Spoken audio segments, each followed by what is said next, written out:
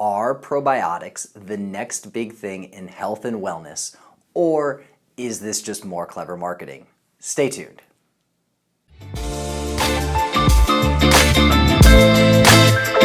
Hi everyone, Floyd Meyer here with Catalyst Impacts, and today we are going to be talking about probiotics and should you be taking them and are they necessary?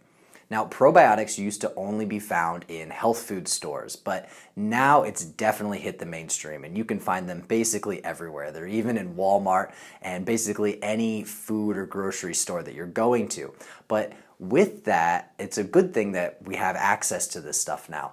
But with that, there's a lot of confusion and misinformation out there, and that's what I want to try and clear up today, is figure out why do people need to take probiotics and when is it really necessary for you to take them? So as you probably know, our gut bacteria are extremely important, and this is called your gut microbiome. That's the total collection of these bacteria. And they regulate all kinds of different things. They regulate your mood, they can regulate your metabolism, how full you feel after meals, all kinds of different things. But what you might not know is that these gut bacteria actually outnumber our own cells 10 to 1, meaning that there are 10 times as many gut bacteria inside of us than we have human cells in our entire bodies. So it's pretty crazy, and that really just goes to show how important that these microbial communities are to our overall health. So why do we need these probiotics, and why does this actually matter? So living in the modern era of medicine that we currently are living in, we have access to amazing treatments and therapies that help so many thousands of people, and one of those is antibiotics. And I am in no way against antibiotics. My training as a physician assistant and then also as a public health practitioner, I've seen how antibiotics can really be used to save lives, and they are completely necessary. No one wants to go back to how things were before we had penicillin and people would die of basic infections like getting a cut. But they do come with a downside, and that is the damage of our gut microbiome. And the reason for this is because many antibiotics that are prescribed are what are called broad spectrum. So what that means is that these antibiotics are designed specifically to kill a wide variety of different types of bacteria. And this is really good when you're talking about treating an infection, but not so good when it comes to the health of our gut microbiome. And this is really where probiotics can come into place. But they might not do exactly what you think that they do. Now, these probiotics, when you're taking the probiotic pills, I want you to think of them not as permanent residents, but I want you to think of these probiotics more as placeholders in your gut. So what happens is that when you take these antibiotics, you are going to be wiping out a majority of your gut microbiome, especially if you're given a more broad spectrum antibiotic, which is pretty common when people are talking about, getting antibiotics for just generalized infections. Lots of times they give these broad spectrum antibiotics. And so when you're taking these probiotic supplements, what you're doing is you are keeping this gut microbiome, you are keeping a population in your gut.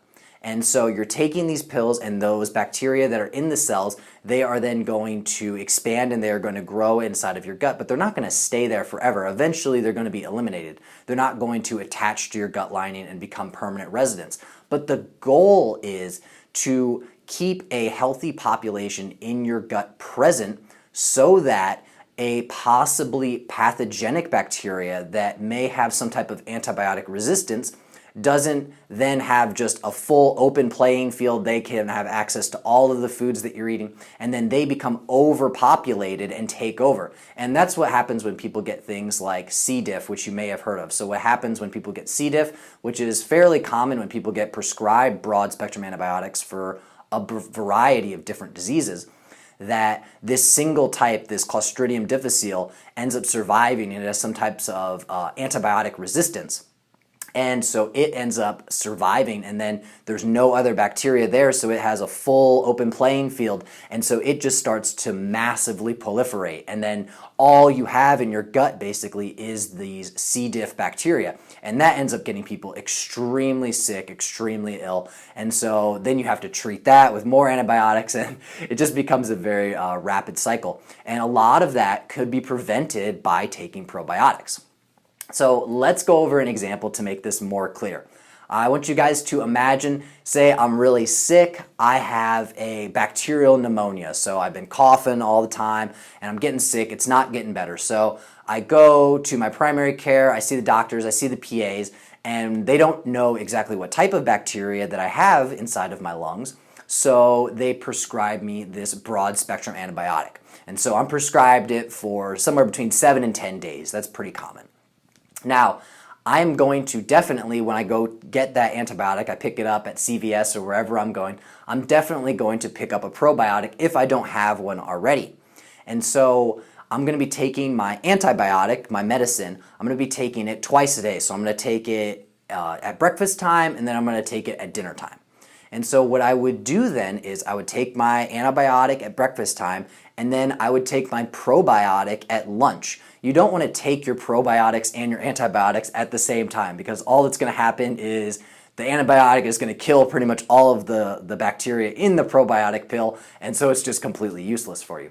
So you want to stagger what times you're taking the different pills at. So if you're taking the antibiotic at breakfast, then you want to take the probiotic at lunch. And then if you're taking the antibiotic at dinner, then you take the probiotic before you go to bed. So that way, at least some of these bacteria are going to survive, and they're going to serve as the placeholders in your gut until you can build up your own gut microbiome again. And it does rebound.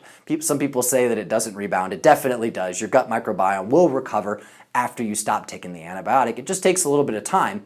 And you want that diverse gut microbiome. So you don't want just one type of bacteria surviving and that be the only one that then proliferates afterwards. So I'm going to continue that regimen. I'm going to take them on the off times, and it's not an exact thing. It's not like you have to take this twice a day if you're taking the antibiotic twice a day, or 3 times if you're taking the antibiotic 3 times.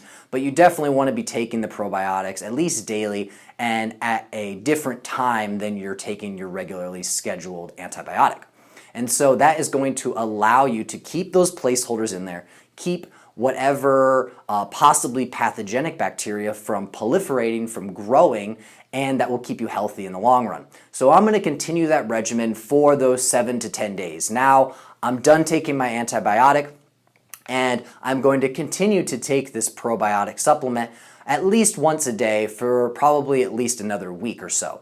And that's just, again, going to serve as this placeholder until my own natural gut microbiome will be able to rebound, and then I won't really need the probiotic anymore. So it's not really necessary to take a probiotic supplement every single day, because if you have a healthy natural gut microbiome, it's not really going to increase the numbers. The numbers are only going to increase so far, and so it's not really going to serve any purpose for that. But it's definitely very useful, especially if you are, again, taking something that's going to damage your own gut microbiome, like antibiotics, or if you have to get a colonoscopy or some type of scope or anything like that. If you get surgery and they give you antibiotics, anything like that, it is very helpful to take these probiotic supplements.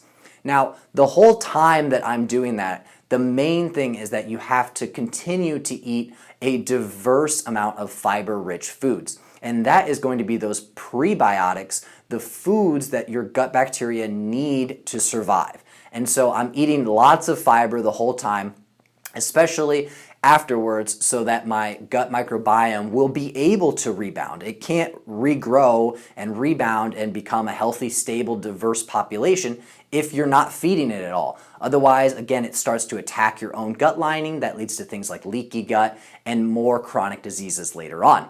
So I hope this has been helpful. I hope this has helped to clear up a lot of this confusion. If you guys have any more questions, please leave them in the comments below, and make sure to check out my previous videos on having a healthy, diverse gut microbiome. I go over all of the different foods that you should be eating, the best foods that you can eat so that you can have this stable, healthy gut microbiome to help with so many of the amazing things that it does for us.